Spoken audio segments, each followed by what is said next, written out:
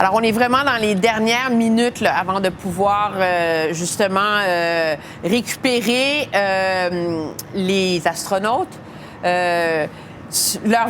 célébrer formellement leur retour sur Terre. Mais la question, c'est toujours, bon, ils sont en santé, ça va, mais dans quel état sont-ils? Qu'est-ce qui implique pour leur corps ce voyage de 1 117 800 kilomètres?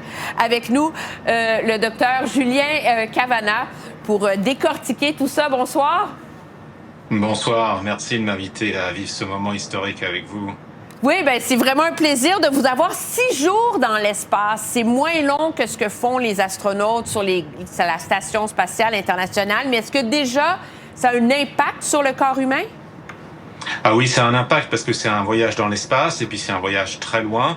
Et 10 jours, c'est un temps d'adaptation pour le corps humain avec essentiellement ce qu'il faut comprendre, c'est que tous les fluides du corps humain se redistribuent complètement différemment en microgravité. Et donc là, ils sont en train de se réadapter à la gravité terrestre.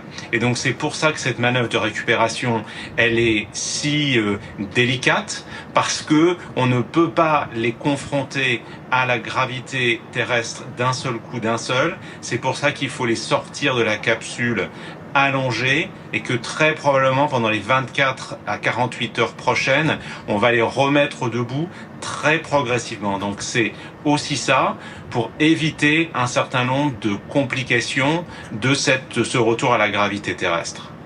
Est-ce qu'il y a une perte il doit y avoir une perte de masse musculaire et osseuse, même sur une période de 10 jours? Absolument. Alors, il y a une perte de masse musculaire parce que les muscles sont pas utilisés différemment. Alors, ça c'est mitigé par les séances d'exercice qu'ils font.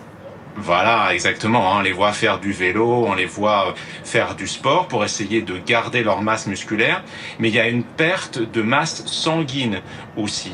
Ce qui fait que là, si on les mettait debout d'un seul coup, ils auraient ce qu'on appelle une hypotension orthostatique et qu'ils risqueraient de perdre connaissance parce que leur cœur, leur système cardiovasculaire n'est plus habitué à pousser le sang en quantité suffisante vers le cerveau. OK, parce que ce qu'on expliquait, c'est que même dans l'espace, avant de revenir, on a essayé de leur mettre des vêtements qu'on appelle anti-intolérance orthostatique, mais on ne prendra pas de risque quand même, là. Non, parce que ça, c'est des mesures pour effectivement compresser les jambes, tous les endroits où le sang veineux a tendance à s'accumuler dans les pieds, dans les jambes, etc. Mais ça n'est pas suffisant pour pouvoir les remettre debout d'emblée. Et puis, il y a aussi une désorientation, ce qu'on appelle ce syndrome de réadaptation gravitaire, qui est un syndrome vestibulaire. Pendant 10 jours, en haut n'était plus en bas, était plus en haut, était en bas, etc. Et donc, ils vont avoir du mal à se réhabituer à un monde sous gravité où en haut est toujours en haut, le plafond est toujours en haut, le sol est toujours en bas. Et donc ça, c'est comme si vous étiez resté sur un manège à pleine vitesse pendant 10 jours. Lorsque ça s'arrête et que vous remettez le pied sur terre, vous êtes dans une situation où tout est compliqué pour se réorienter. Donc ils sont là ils ont cette sensation très vertigineuse à laquelle ils doivent se réadapter, pour laquelle ils sont entraînés, mais qui est néanmoins présente et qui va être présente pendant probablement 24, 48 heures, voire parfois plus longtemps. J'explique à nos auditeurs, on voit les images. En ce moment, on est vraiment dans les dernières minutes. Là. On attend, la NASA nous dit qu'on attend essentiellement que la porte s'ouvre, donc pour extraire les astronautes qui vont sortir dans l'ordre, là, Christina Koch en premier, Victor Glover ensuite, et ensuite Jeremy Hansen. On semble vraiment très, très proche du moment où on va réussir à rouvrir la porte. Acceptez-vous, Dr. Cavana, de rester avec nous? On va juste regarder ça ensemble parce qu'on est vraiment dans les derniers moments là, avant de pouvoir les récupérer un à la fois.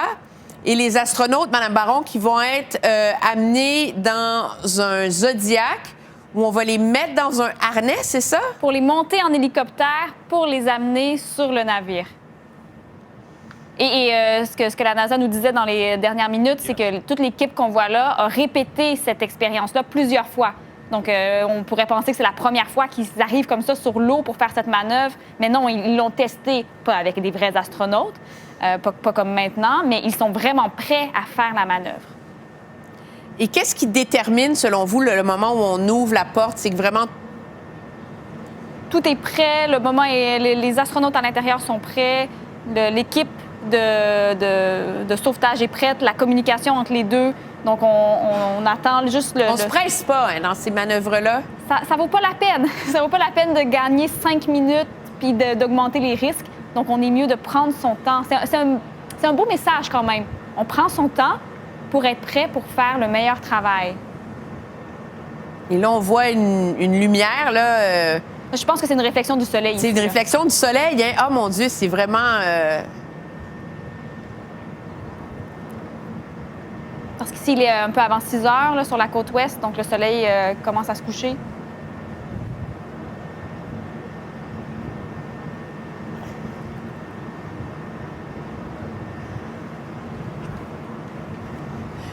Docteur Cavana, la NASA qui répète qu'ils sont en très bonne santé. Un des enjeux, c'est la radiation. Expliquez-nous.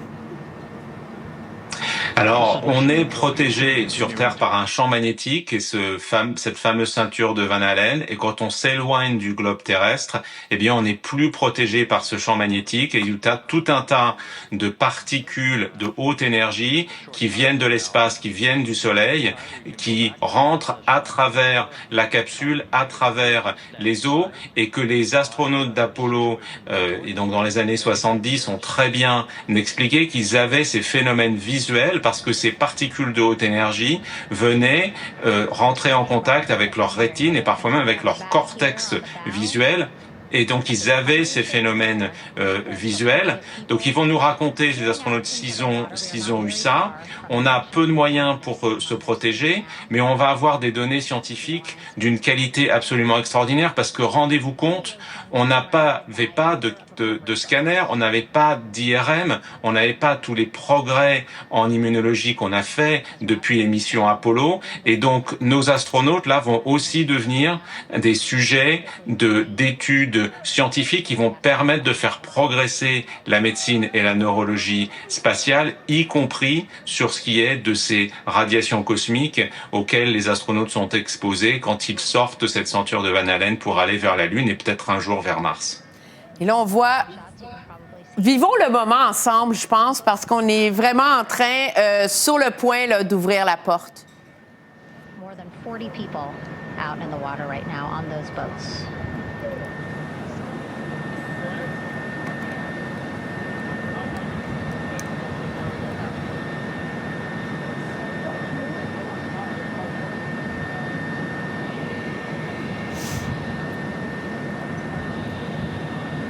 On nous parle de 40 personnes là, qui sont là pour pouvoir faire la manœuvre. Dans les différents navires, Exactement. dans les différents bateaux.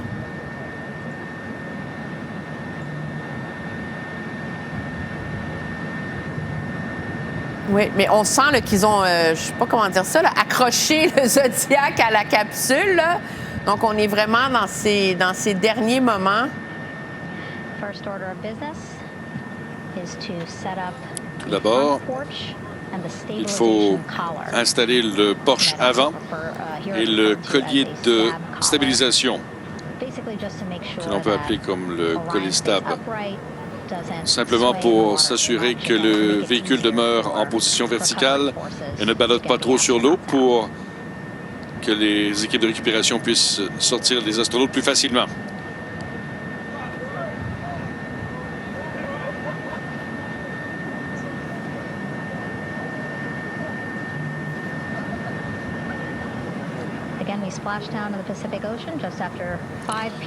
Encore une fois, l'amérissage a eu lieu tout juste après 17 heures du Pacifique.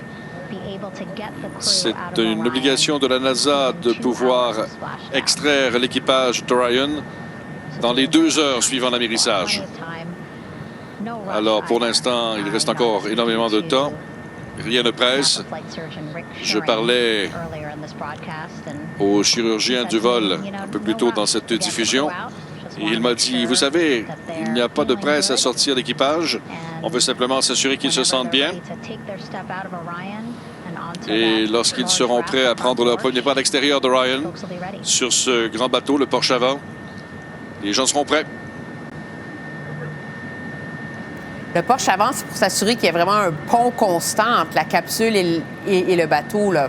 On veut vraiment les arrimer ensemble là, pour être capable de sortir les astronautes. Et voilà, la porte qui s'est ouverte.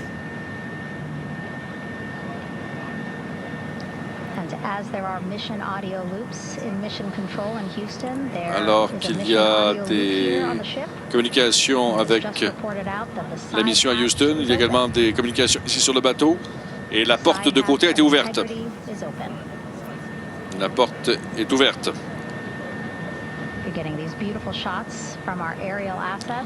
Nous voyons ces magnifiques images de nos avions qui survolent la Seine. Le bateau est à environ 3000 verges de distance. Encore une fois, plusieurs personnes sur le bateau ici qui sont tout prêts à regarder l'action. Nous sommes à peu près 3000 verges qui nous séparent, de très belles vues ici du pont. Vous pouvez voir cette porte ouverte. Un des membres de l'équipe de la marine va entrer dans la capsule.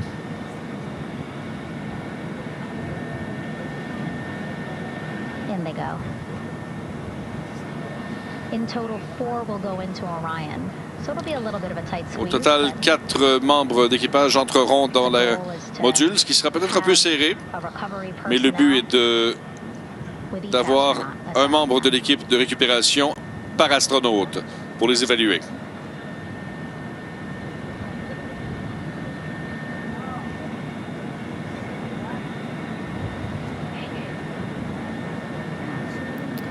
Alors, on voit là, qu'un membre de l'équipage de sauvetage est rentré dans la capsule. Ils vont les évaluer un par un pour être certains de l'état dans lequel ils sont avant de prendre le risque, entre guillemets, de les extraire sur les bateaux et de les amener...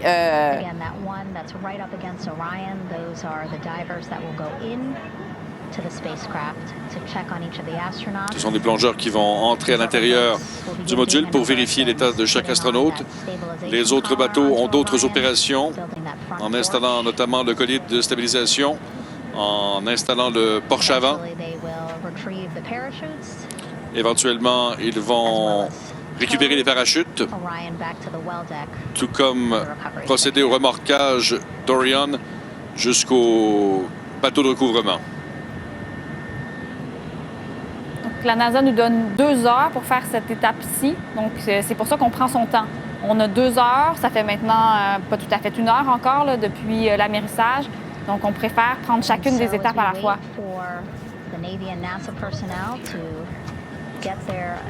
Docteur Cavanagh, on a quelqu'un là, qui est rentré dans la capsule en ce moment pour aller évaluer les astronautes. Qu'est-ce qu'on doit être en train d'évaluer en ce moment médicalement avant de prendre la décision de les sortir de la capsule?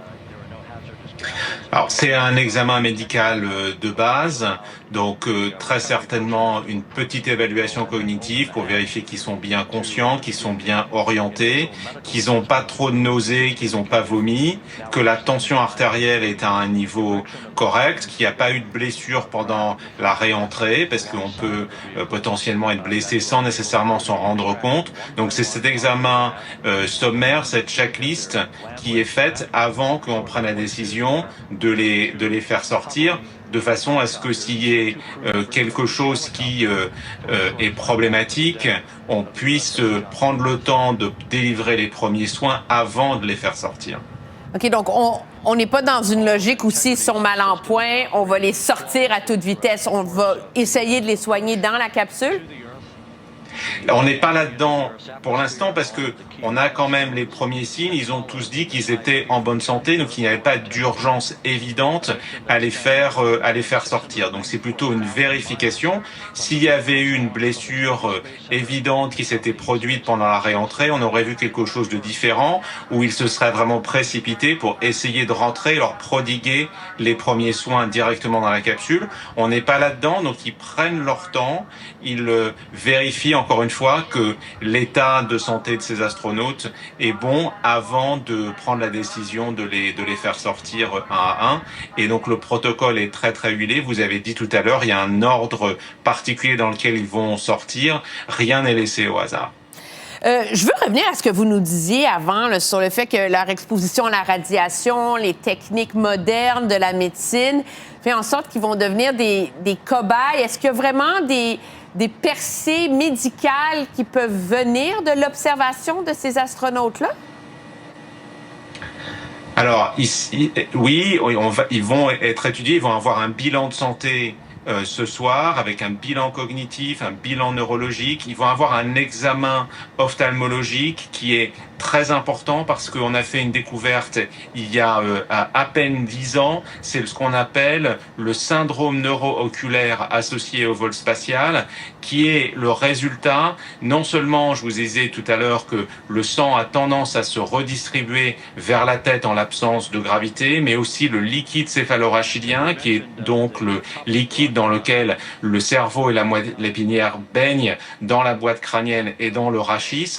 Ce fluide aussi se redistribue et vient causer des œdèmes au niveau de la rétine, et donc il y a des changements oculaires, et donc ils vont avoir un bilan ophtalmologique très poussé parce qu'on a besoin de davantage de découvertes dans ce domaine-là, qui est un domaine ophtalmologique, mais aussi ce qu'on dirait un domaine neuro-ophtalmologique.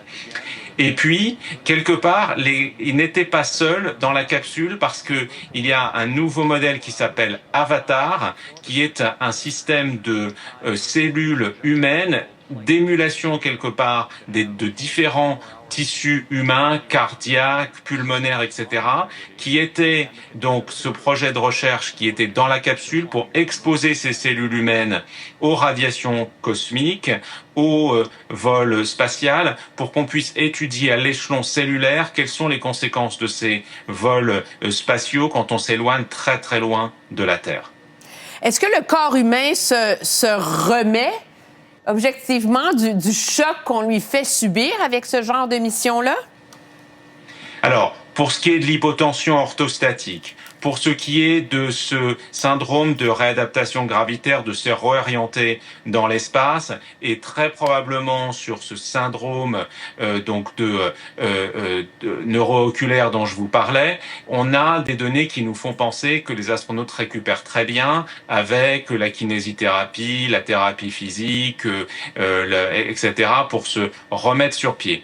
La question, c'est est-ce qu'il y a des lésions, et en particulier des lésions neurologiques de long terme, qui sont provoquées par ces vols spatiaux quand on s'éloigne très loin de la Terre, ou quand on est en microgravité pendant longtemps et qu'on est exposé à ces rayonnements? Est-ce que ces lésions-là sont définitives? C'est très important de le comprendre parce que le jour où on ira sur Mars, sur des voyages de 2 ou 3 ans, il ne faut pas qu'il y ait des lésions neurologiques qui soient graves et qui soient accumulées au fur et à mesure du vol spatial. Donc il faut qu'on comprenne comment ça se passe, quelles sont ces lésions et sont-elles définitives. Mais les premiers indices qu'on a, parce qu'on a déjà des études, en particulier une étude absolument remarquable sur Mark Kelly, qui est donc allé dans l'espace, et sur son jumeau qui est resté sur Terre, où on a vu qu'il y avait des modifications neurologiques du cerveau humain à cause de ces vols, et même des modifications génétiques. Donc on sait que l'espace est un endroit hostile pour le corps humain, et que ces astronautes, c'est un risque qu'ils prennent, ça fait partie de leur héroïsme, mais la NASA et les agences spatiales internationales savent très bien que ce n'est pas sans conséquence pour le tissu humain, et en particulier pour le cerveau humain.